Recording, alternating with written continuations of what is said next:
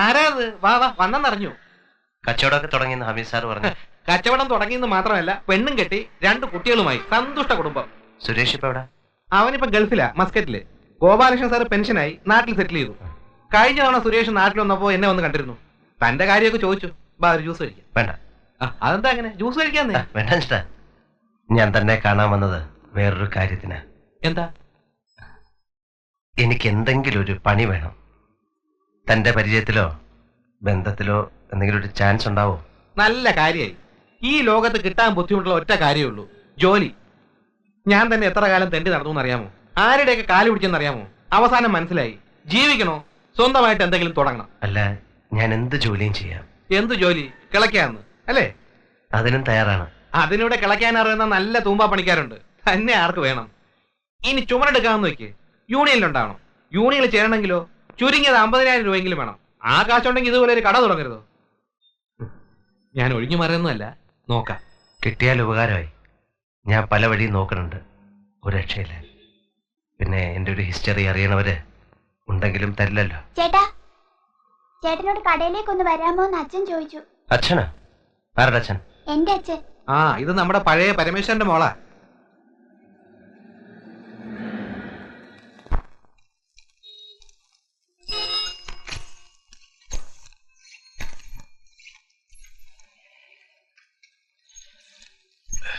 വേണ്ട, കിടന്നോളൂ.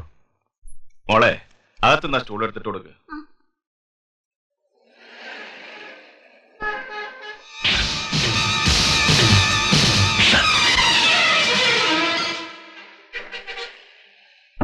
ഇരിക്ക്.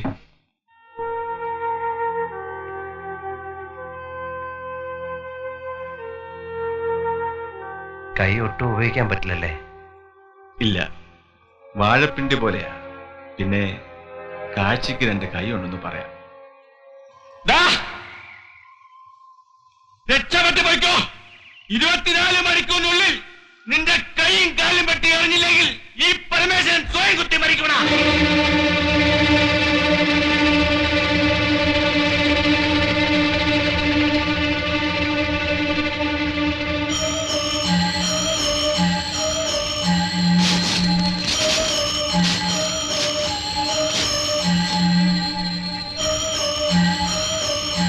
എനിക്ക് ജീവിക്കണം.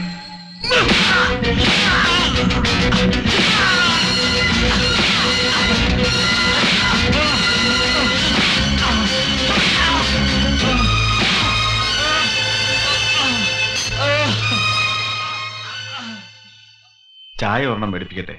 വേണ്ട. അത് പറ്റില്ല. എന്റെ അടുത്ത് വന്നിട്ട് ഒരു ചായെങ്കിലും കുടിക്കാണ്ട് പോകാൻ പറ്റില്ല. മോളെ, 2 ചായ മേടിച്ചിട്ട് പാടി. എന്നോട് നിങ്ങൾക്ക് ദേഷ്യമൊന്നും തോന്നില്ലേ? എന്താ ചിരിച്ചളഞ്ഞ്? കാലുകൊണ്ടെങ്കിലും നിങ്ങളെ കൊല്ലണമെന്ന് വിചാരിച്ചിരുന്നു. ഞാൻ ആശുപത്രിയിൽ നിന്ന് ഇറങ്ങിയപ്പോഴേക്കും നിങ്ങൾ ജോസറിനെ കൊന്ന് ജയിലിൽ പോയി. പിന്നെ പഴയ എസ് ഐ ഹരിദാസ് സാർ ബാങ്കിൽ നിന്ന് ലോൺ ശരിയാക്കി തന്നു. സൈക്കിൾ ഷാപ്പ് തുടങ്ങി. കൈയില്ലാണ്ടായപ്പോഴാണ് ആലോചിക്കാൻ തുടങ്ങിയത്. തെറ്റും ശരിയും അപ്പോൾ മനസ്സിലായി. എന്റെ കൈ കളഞ്ഞത് ഞാൻ തന്നെയാണ്. ഞാൻ ചെയ്തു കൂട്ടിയതിന്റെ ഫലം. പക്ഷെങ്കിൽ ഇപ്പൊ കെട്ടികളും മക്കളും കുടുംബമായിട്ട് സുഖം, സമാധാനം. കാശിന് ഇത്തിരി പഞ്ഞുള്ളൂ. ഇത്ര പെട്ടെന്ന് കിട്ടിയോടി. മാമനോടുക്ക്.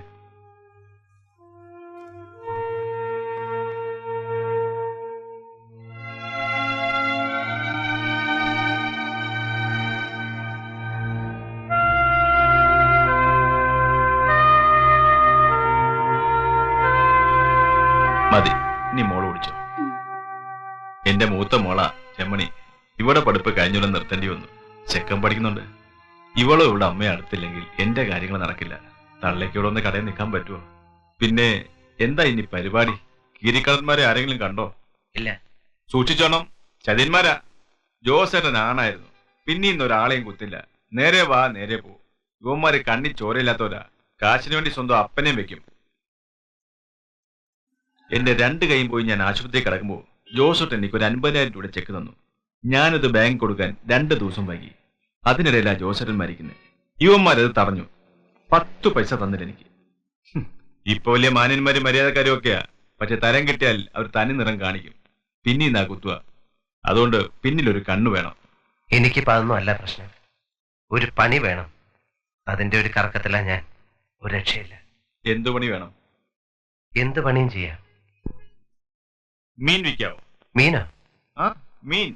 നല്ല കടൽ മീൻ. ചന്തയിലെ മീനിന്റെ ഹോൾസെയിൽ എനിക്ക് വേണ്ടപ്പെട്ട ഒരാളാ. മീൻ കടം ധരിക്കാം. ഒരു കൊട്ട മാത്രം വാങ്ങിയാൽ മതി. സൈക്കിളോറിനെ ഞാൻ തരാം. എന്താ, പറ്റുമോ? പഠിപ്പുണ്ടെന്നൊന്നും വിചാരിക്കണ്ട. ദിവസം 100 രൂപ കാശ് കിട്ടും. ചെയ്യാം. മാറിക്കോ.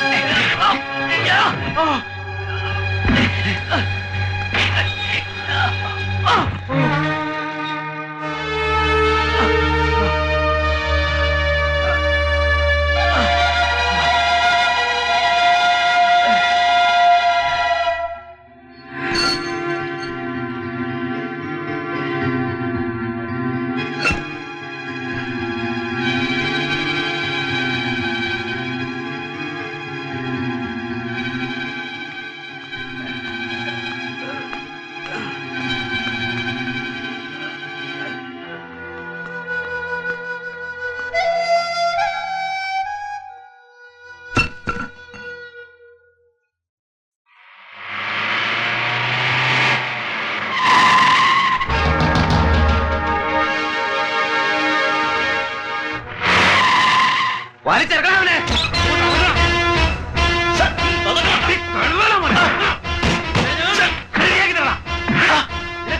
അറിയില്ലടാ. പിന്നെ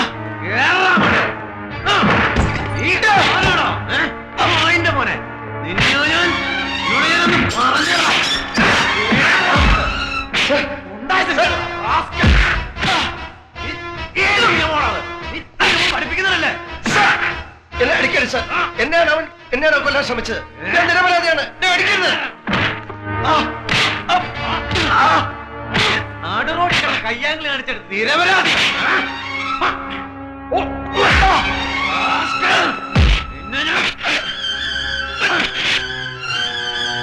എന്നെ ഇനി അടിക്കരുത് സാർ. അടിക്കരുത്. അടിച്ചാ പിന്നെ എന്നെ കൊന്നേക്കണം. പണം മുട്ടിയ പാമ്പാണ് സാർ ഞാൻ. സേതു സാറ് വിട്.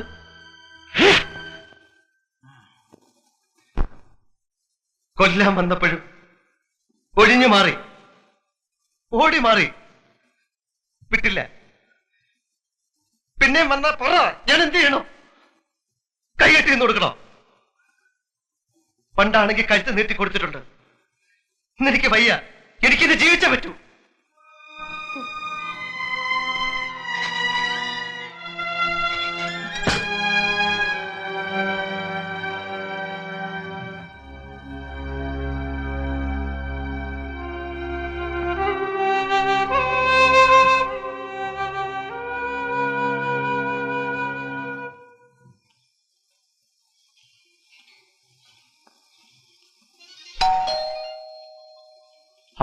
ഇവിടെ കേറി വച്ചോ നേരെ. നിങ്ങൾ പറഞ്ഞ മാതിരി അച്ചോ നേര്. ഞാൻ വിളിപ്പിച്ചത് നിങ്ങളുടെ മോന്റെ കാര്യം പറയാനാ. വീട്ടിലെ അമ്മയൊക്കെ ആകെ വിഷമിച്ചിരിക്ക. അവരൊരു ഹാർട്ട് പേഷ്യന്റാ. സാറിനോട് മോശമായി പെരുമാറിയെന്ന് കേട്ടു. ഞാൻ മാപ്പി ചോദിക്കുന്നു. ഹേയ്, അങ്ങനെയൊന്നുമില്ല. ഞാൻ നല്ല ഇടി വെച്ച് കൊടുത്തിട്ടുണ്ട്. പക്ഷെ ഇനിയും മര്യാദ പഠിച്ചില്ലെങ്കിൽ നട്ടല് ഞാൻ ഓടിക്കും. മര്യാദയ്ക്ക് അവനെ കാര്യങ്ങൾ പറഞ്ഞ് മനസ്സിലാക്കുക. ഇല്ലെങ്കിൽ തെരുവിൽ കിടന്ന് ചാവേണ്ടി വരും. മോനെ വിളിച്ചിട്ട് പൊയ്ക്കോ. കീരിക്കാടന്മാരുടെ തമ്മിൽ തല്ലി ചാവാണ്ട് സ്വന്തം കാര്യം നോക്കി എവിടെങ്കിലും പോയി ജീവിക്കാൻ പറ. അമിതേ, സേതുമാധവനെ കൂട്ടി വിട്ടേക്ക്. സാർ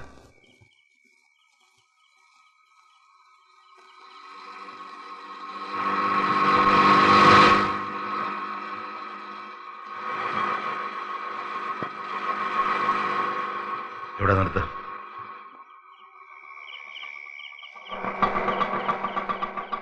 എന്താ ഇവിടെ? എത്ര ആശ? 5 രൂപ. എന്നാ.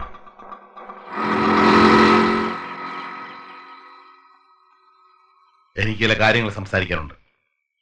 വീട്ടിലായാൽ പറ്റില്ല, എൻ്റെ അമ്മ വിഷമിക്കും. ഇങ്ങനായ എൻ്റെ വീട്ടിൽ താമസിക്കാൻ പറ്റില്ല.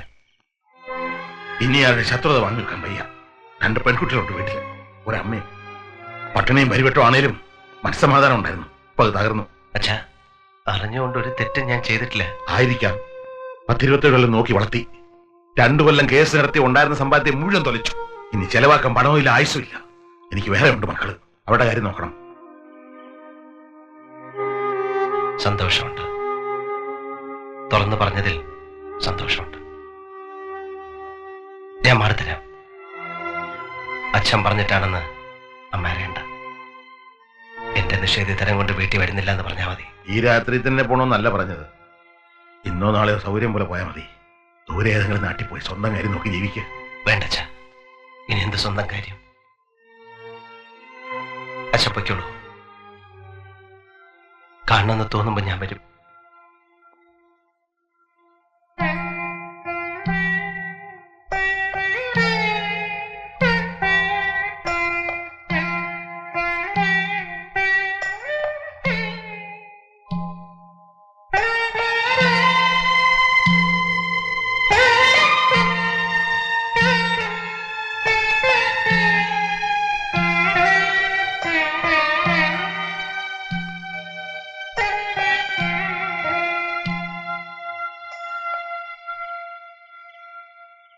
അവൻ വന്നില്ലേ? ഇല്ല. പിന്നെന്തിനാ SI വിളിപ്പിച്ചത്? അവനെ വിട്ടു, കേസൊന്നുമില്ല. പിന്നെ അവൻ എങ്ങോട്ട് പോയി? എവിടെയോ പോയി. എങ്ങോട്ട്? അവനോട് ഇനി വീട്ടിൽ വരരുതെന്ന് ഞാൻ പറഞ്ഞു. എന്ത് ദുഷ്ടത്തരാ നിങ്ങൾ കാട്ടിയത്? എന്റെ മോൻ ഇനി എങ്ങോട്ട് പോവും?